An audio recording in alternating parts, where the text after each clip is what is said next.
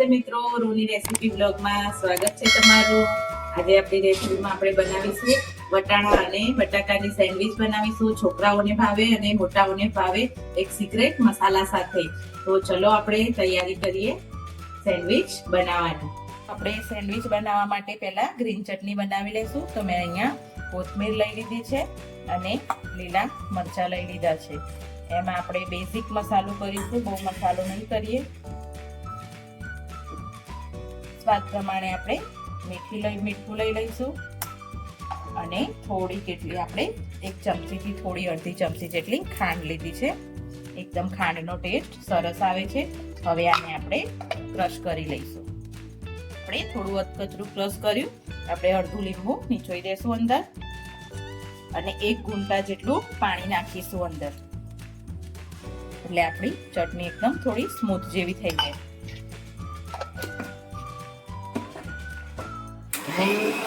તો આપણી સેન્ડવિચની ગ્રીન ચટણી તૈયાર થઈ ગઈ છે। હવે આપણે ચાલુ કરીએ સેન્ડવિચ બનાવવાની। તો અહીંયા આપણે 500 ગ્રામ જેટલા બટાકા લઈ લીધા છે, એને એકદમ આપણે બાફી દીધા છે અને 250 ગ્રામ જેટલા વટાણા લઈ લીધા છે। હવે આ બટાકાને આપણે છોલી લઈએ પહેલા। તો આપણે હવે એક વાસણ લઈ લીધું છે, એમાં 3 થી 4 મોટી ચમચી જેટલું આપણે તેલ નાખી દઈશું। આપણે વટાણા લીલા લીધા છે એટલે વટાણાને ફોડવા પડશે, એટલે થોડું વધારે આપણે તેલ લીધું છે। તો આપણું તેલ આવી ગયું છે, તો આપણે વટાણા પહેલા આપણે ફોડી દઈશું અંદર। બધા વટાણાને ફૂલ ગેસે આપણે ફોડી લઈશું। આપણા વટાણા ફૂટે ત્યાં સુધી આ રીતે આપણે બધા જ બટાકાને એકદમ મેશ કરી લેશું। તો આપણા વટાણા મસ્ત એવા ફૂટી ગયા છે। તો આપણે હવે એમાં જે ચટણી આપણે ગ્રીન બનાવી હતી એની થોડી એવી આપણે પેસ્ટ નાખીશું તીખાશ માટે, એટલે આપણે એક્સ્ટ્રા ચટણી બનાવી ના પડે। થોડું લાલ મરચું, થોડીક હળદર, થોડું 1 ચમચી જેટલું ધાણા જીરું અને સ્વાદ પ્રમાણે મીઠું। હું બધું જ મીઠું લઈ લઉં છું, બટાકાના ભાગનું અને બધું જ મેં લઈ લીધું છે। અને હવે આપણે અંદર બટાકા આ રીતે બધા જ એડ કરી અને બધી જ વસ્તુ સરખી રીતે મિક્સ કરી લેશું।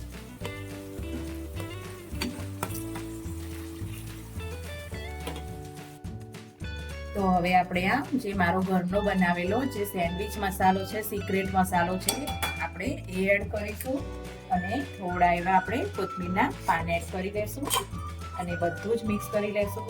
એ મેં અલગથી સેન્ડવિચ મસાલો બનાવેલો છે, એકદમ અલગ જ ટેસ્ટ આવે છે આ મસાલા સાથે, અને મેં ઘરે બનાવ્યું છે। સરસ એવો ચટપટો ટેસ્ટ આવે છે। અને ઉતારી લેશું અને આ રીતે આ એક વાસણ આપણે થોડું ઠંડુ થવા દઈશું, પછી આપણે સેન્ડવિચ બનાવવાનું સ્ટાર્ટ કરીએ।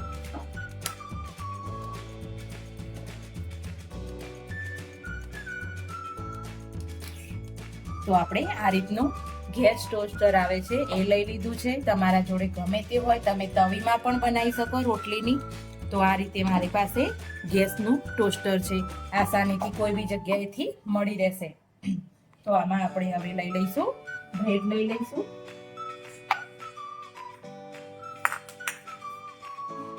તો એક સાઈડ આપણે જે ગ્રીન ચટણી બનાવી હતી એ લગાવી લેશું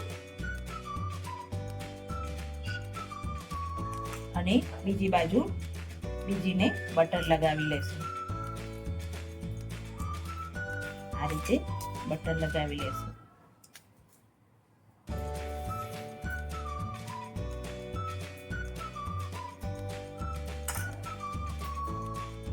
હવે આપણે જે ટોસ્ટર મૂક્યું છે ગરમ થવા, એમાં આપણે થોડું એવું તેલ લગાવી લેશું। આ રીતે તેલ હોય, બટર હોય, તમે કંઈ પણ લગાવી શકો છો। આ રીતે તેલથી એને ગ્રીસ કરી લેશું। હવે આમાં આપણે આ જ રીતે મસાલો ભરી દઈશું।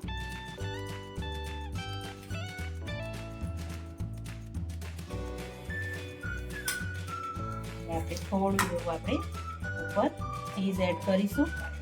સાદી પણ બનાવીશું અને ચીઝ સેન્ડવિચ પણ બનાવીશું. બંને બનાવીશું આપણે. અને ઉપર કવર કરી દેશું અને થોડું એવું આપણે પાછું બટર લગાવી દઈશું. એમાં મૂકી દેશું થવા માટે ને બંધ કરી દેશું. તો આપણે એ જ રીતે બધી સેન્ડવિચને સાઈડમાં તૈયાર કરતા જઈએ એટલે આપણું કામ ફટાફટ પતે અને આસાનીથી અને જલ્દી કામ પતવા લાગે. તો બધી હું સેન્ડવિચને તૈયાર કરી દઉં છું.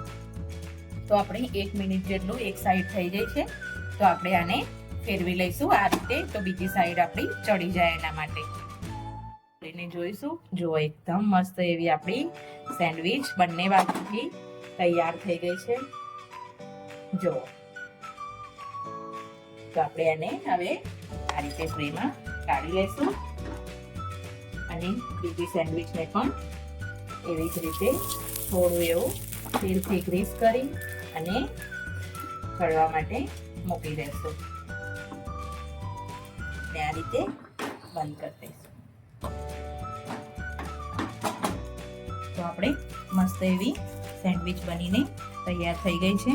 એકદમ ક્રિસ્પી પણ બની છે આપણી સેન્ડવિચ અને ચીઝી પણ બની છે. જો એકદમ આપણું ચીઝ મસ્ત એવું અંદર મેલ્ટ થઈ ગયું છે અને આ રીતે આપણે 4 ટુકડામાં કાપી લેશું. જો એકદમ ચીઝી બની છે.